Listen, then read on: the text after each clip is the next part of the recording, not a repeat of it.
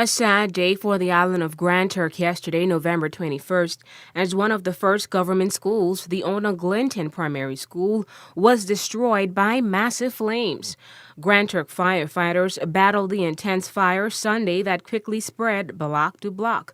For many residents, their education began at the Ona Glinton Primary School, formerly known as North School on West Road, Grand Turk.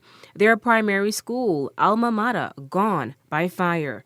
The fire destroyed 9 classrooms, the computer lab, the guidance counselor, music, physical education office, and the canteen or tuck shop. Now up to this broadcast, fire officials haven't released a report, so it is unclear how the fire started. But Disaster Management Director Jamal Robinson did give us a comment. Well, yesterday was obviously a great tragedy for the island of Grand Turk and by extension the Turks and Caicos Islands, because as persons would be well aware at this point that the H block at the Ona Glinton Primary School essentially was burnt down and received extensive damage, and a serious amount of students will not be able to have access to those buildings or facilities at this particular time, in addition to these materials and supplies that were actually inside of the classrooms themselves are not available. In terms of the response from the Department of Disaster Management and Emergencies, yesterday, our role was minimal in that the primary responders were police, the fire department, as well as EMS. Also speaking on the fire was Deputy Director Mark Garland.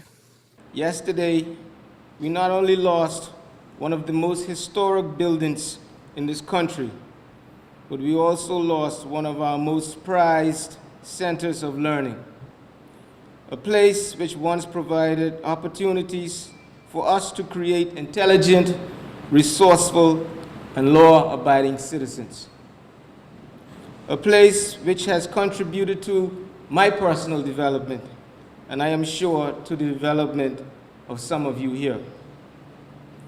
I guess by now there are many questions running through our minds, and the feeling of despair, anger, and confusion is somewhat natural. The question of where do we go from here is one such inquiry, and the thought of how we begin to rebuild what has been destroyed can certainly contribute to the anguish we may all be feeling. It is a tragedy, according to some residents. The main hope is that the community come together to rebuild the school. Well, I'm saddened today, and I have shed a lot of tears because this is the school where I passed through from an infant up to grade 4, when I passed the common entrance at the age of 10.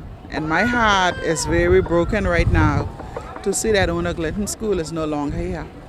And my heart really goes out to the students and the teachers, because with this hard times that the country is faced with now, only thing I can say is that the community will have to come together and try to build the school back as soon as possible. Well, I feel sad about it because I attend the school also, and then 6 of my children. And then when I had the call and I came down here, it was very hurtful. And right now, it's still sad about it because where the children going? This is our future. The children's future is all of us and the children, So it's so sad to see what's going down. It's on a big day. News 4 caught up with Education Officer Maurice Ingram yesterday at the scene. It's a sad situation for everybody here in Grand Turk.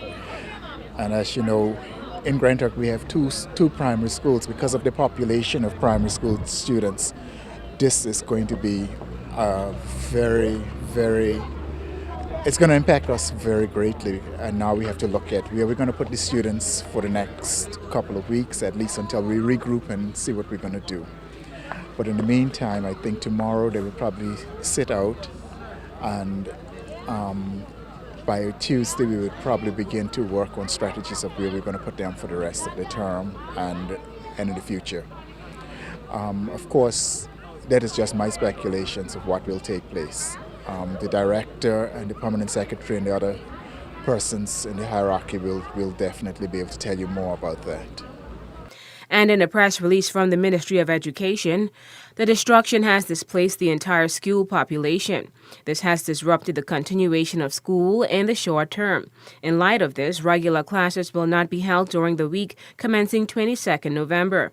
Please be assured, however, that despite this setback, the ministry is committed to making education its priority and will, in the shortest possible time, announce the necessary strategies to have our students and teachers back in a safe working environment. In these challenging times, Turks and Caicos, let us unite as we work to comfort and strengthen our teachers and students to continue on the path of improving standards in education, end quote.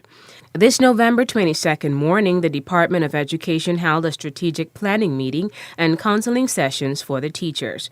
We'll have more on this story in a subsequent newscast.